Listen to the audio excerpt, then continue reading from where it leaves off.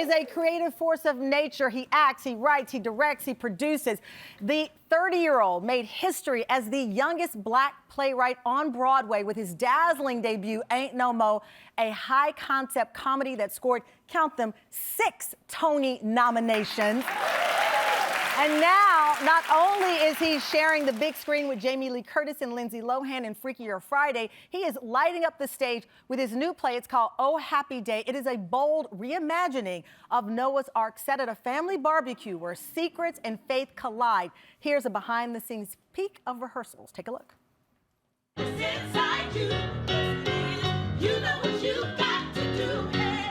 People will make you down, yes they will.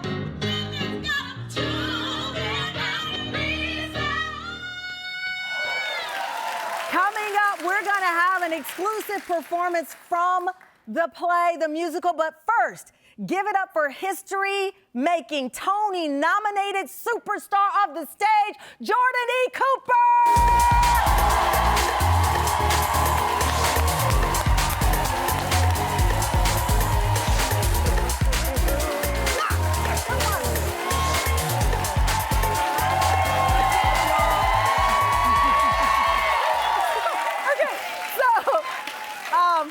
First of all, I see you're rocking the pink Way to Sway, the AKAs up here. That's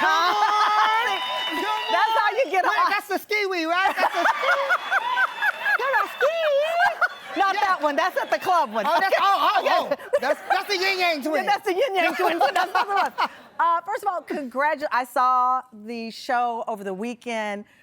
We were crying. We were celebrating. I know what it took for you to put pen to paper in this story. So fun fact, Jordan and I are both from Fort Worth, Texas, and we shared, don't clap like that, Fort Worth, Texas, come on now. And the last time Jordan was here, we surprised him with our mutual teacher who changed our lives, Miss Ernestine Rose. She was my English teacher in high school and later became a theater coach and partner of yours. So we share a mentor, and this is what, when I say teachers and other adults outside the home, means so much to us. Yes, it's so necessary, so necessary. Because, you know, specifically for me, you know, I grew up wanting to do arts and all these things. You know, I played basketball, but I was at basketball practice reading Wicked. So my parents didn't know what to do with me, but there were people around who knew theater and who knew how to pour into me. And thankfully, my parents, you know, let me do that Lifted and supported you up, it. and then outside forces took you even further. So as I said, Ain't No Mo, huge hit, 6 Tony nominations. The run ended earlier than we wanted. Yes. Despite huge critical acclaim, but it was a learning curve for you. Oh, such a learning curve. One, I realized that, you know, I've used to do plays when I was a kid. I would build at the sets and do the makeup and do the hair and do the makeup. And I would also be in the streets handing out flyers. And so all these years I thought, you know, when you go to Broadway, you don't have to do that. You can just focus on the work being good, right? And then when I got there, I realized that the system wasn't necessarily set up to reach my audience, to reach us, right? A lot of times it's like the marketing systems know how to reach the people who want to see Bette Midler and Hello Dolly, which is, that's fine, that's cool, but I also want to reach the people who have never stepped foot in the theater because they don't know they're welcome. You know? They don't know they're welcome. And when you go to see one of his shows, what's so beautiful is that you do see this racially diverse audience, but I'm being honest, you do see more black people and people of color at your shows because sometimes you don't feel like the content is reaching you or is there for you. Which brings me to the new play.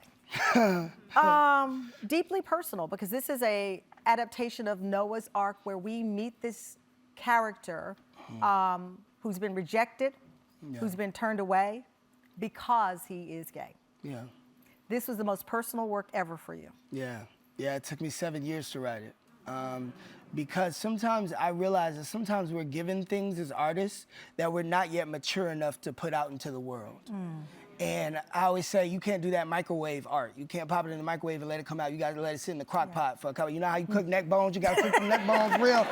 They gotta fall off the bone, right? So I wanted to make work that fell off the bone, but it took me to grow into what the point of the play was. Because it was trying to teach me something that I wasn't yet ready to receive. Which is?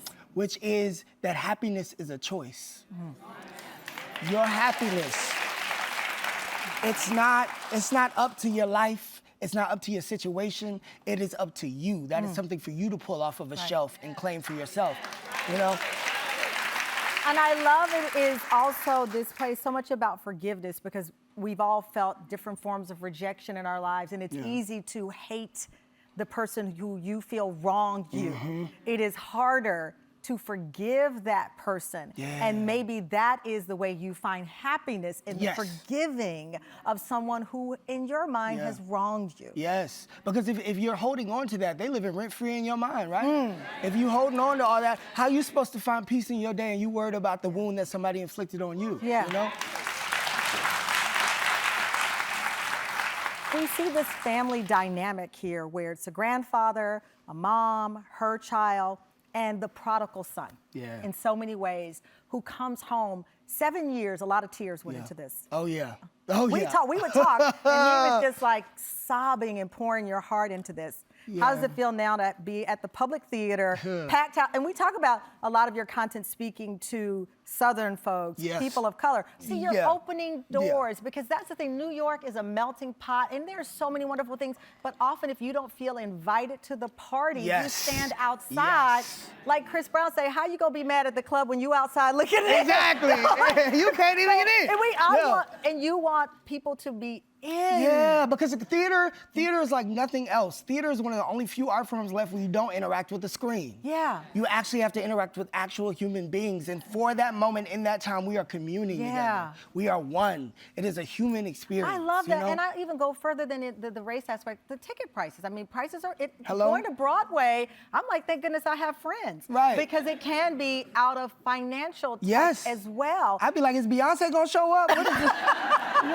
Why is this $200 to come see you do a play that's 500 years old? You know what I mean? Like, it's like, and I think that's part of my goal too, is also how do we make it affordable? How do we make sure everybody can come and have this experience? I love that. That's it. That's it. Well, guess what? Coming up, you are in for a treat, and it's free. An exclusive musical performance from Jordan's new play, Oh Happy Day. And we still have our secret guest coming up. Don't go away. We'll be right back.